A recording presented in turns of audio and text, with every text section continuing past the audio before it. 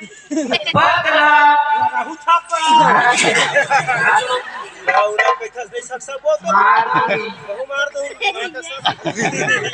भूरी भूरी जानना तो जानना ही पहले पर ही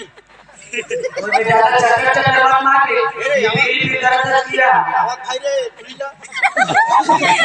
मैं नहीं चाहिए मैं काबर बोल रहा हूं हां काबर लागू में है कागर बोल लागू में सुन ले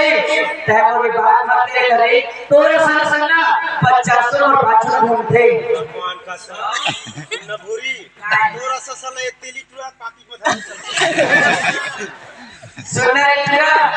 तो तोरे संग संग ना ये तेली के सिल्टी साफ कर हां तो सुन न भूरी तुम्हारा ससल टुरी माने टुरा चट्टी साफ कर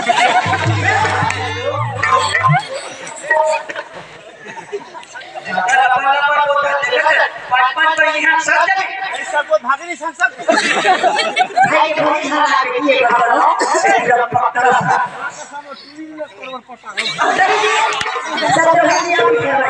स्कूल जा रहे